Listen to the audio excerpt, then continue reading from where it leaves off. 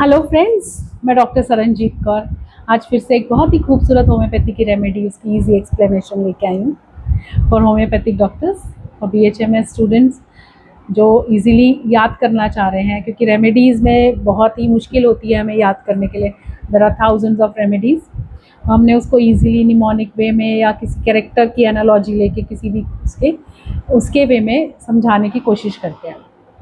तो आज मैं जो लेके आई हूँ रेमेडी, उसको बताने से पहले मैं ये बताऊंगी उसके 3 एनालॉजीज एक्सप्लेन करूंगी ताकि वो इजीली समझ आ जाए। सबसे पहला कि आप एक इमेजिन करो एक मर्मेड जिसके गोल्डन हेयर हैं, shining hair, blue sparkling eyes हैं। वो सी से राइज करती है और वो बहुत ही उत्सुक है, ईगर है कि मैं बाहर निकलूं और हवा में सांस लूं। ठीक है, जैसे ह्यूमंस लेते हैं, क्या होगा जैसे ही वो सांस लेगी उसका थ्रोट जो सा है टाइटन अप हो जाएगा, चेस्ट में रैटलिंग आ जाएगा, शी गैस्प्स फॉर एयर, राइट। अब दूसरा एक इसी के साथ ही एक और मैं बताती हूँ। ये जो रेमेडी का लिंक मैंने मर्मेड से क्यों किया, क्योंकि सेलर्स जो कि इजीली ब्रीथ कर सकते हैं सी में बट सफोकेट करते हैं लैंड में। यस, कुछ आपने रेमेडी गेस कर ली है। दूसरी एक और पॉइंट मैं लूँगी हैरी पॉटर का, Harry Potter and the goblet of fire. उसके अंदर जब उसने जिली वीट खाई थी तो उसके ग्लैंड स्वोलन हो गए थे, उसके हैंड में कॉबवेब्स यानी उसके वेब्स ही बन गई थी ताकि वो इजीली स्विम कर सके, ग्लैंड स्वोलन हुए थे ताकि वो इजीली ब्रीथ कर सके वाटर के अंदर। तो ये भी इस रेमेडी में मार्क्ड है, स्वोलन ग्लैंड्स। ठीक है, ये 3 चीज़ें मैंने आपको बताई, मर्मेड, सेलर और हैरी पॉटर का।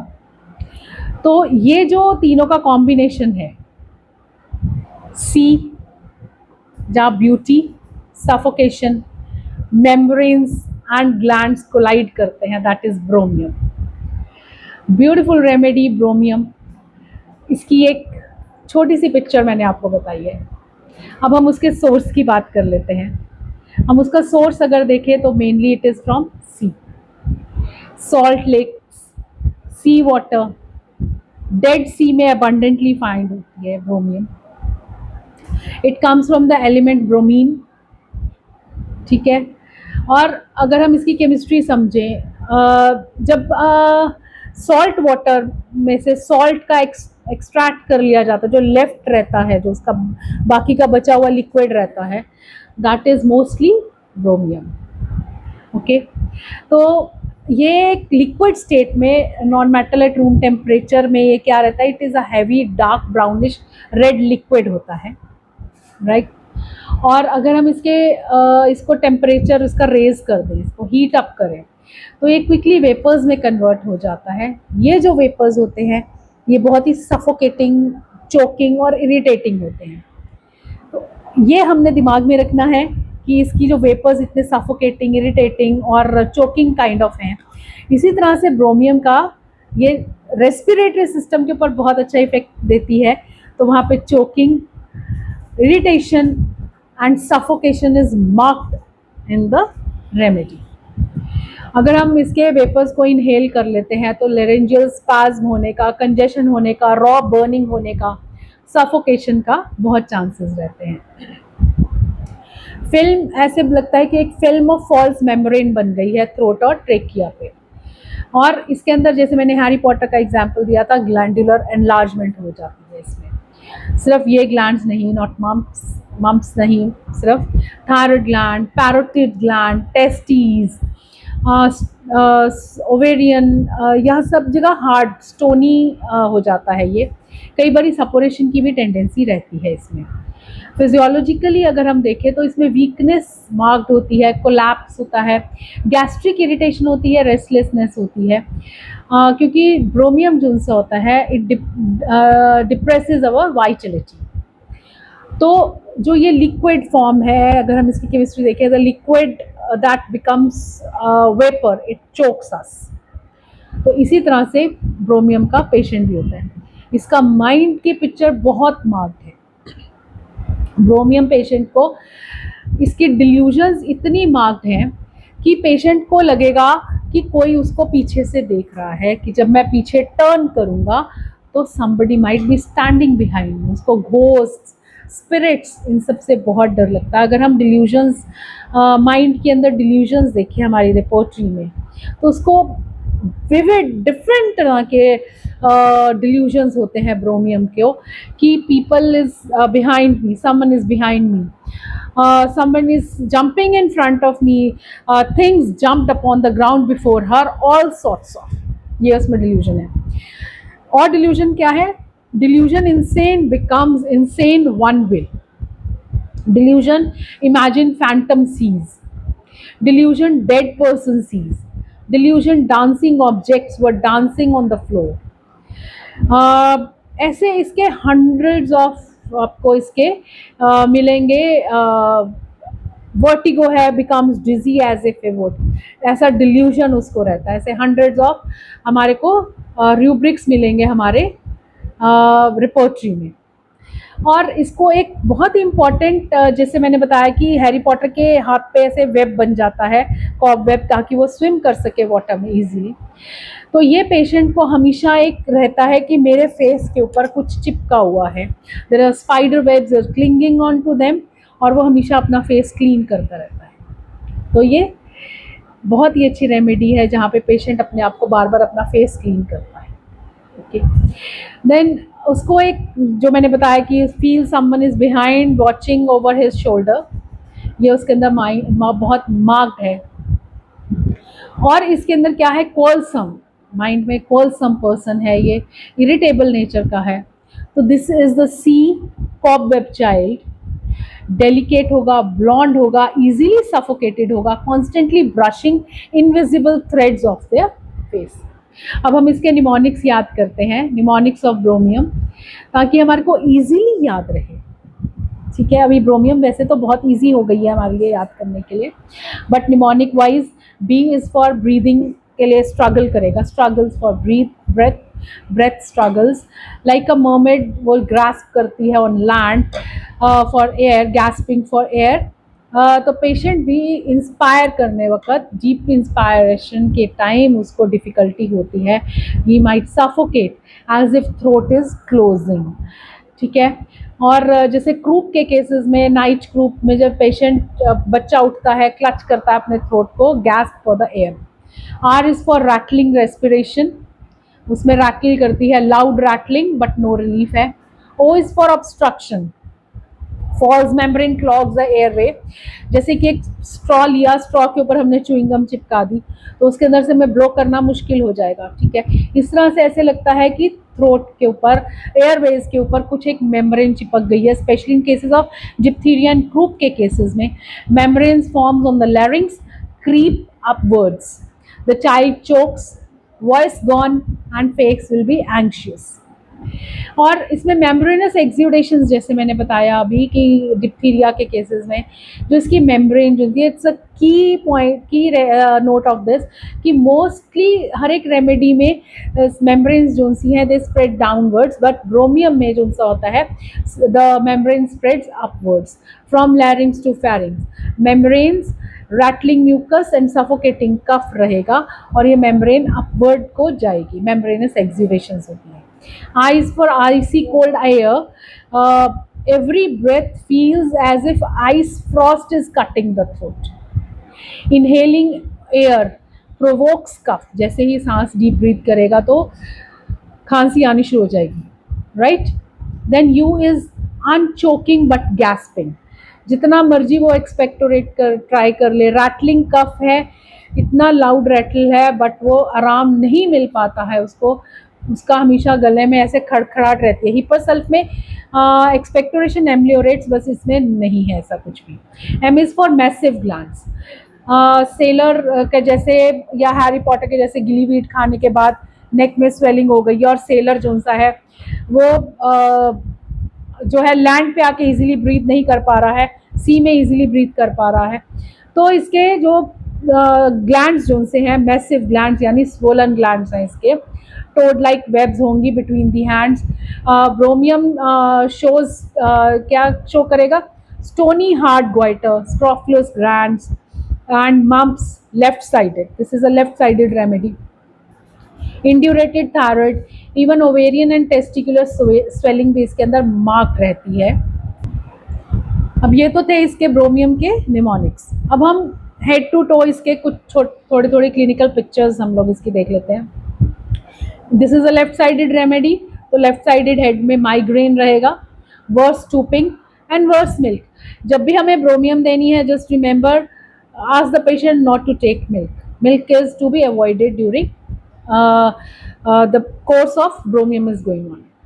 And dizzy when crossing the water stream. The patient is dizzy when crossing the water stream. Nose में coryza with corrosive discharges. इसके वेपर्स जैसे हमने देखा कि जब वो वेपर फॉर्म में होता है, अगर हमने उसको ले लिया, इट इज corrosive, राइट. तो ये जो सा है इसका coryza with corrosive discharges, sneezing होगी, सोर करोडेड नॉस्ट्रिल होंगे, उसका नॉस्ट्रिल करोडेड होगा, और ब्लीडिंग जो सी होती है वो रिलीव करती है चेस्ट के सिम्टम्स को, और उसके नोज में फैन लाइक मोशन होती है. देन थ्रोट और रेस्पिरेटरी अगर उसका देखें तो जैसे हमने पहले ही देखा कि croup, diphtheria, asthma of sailors on शोर.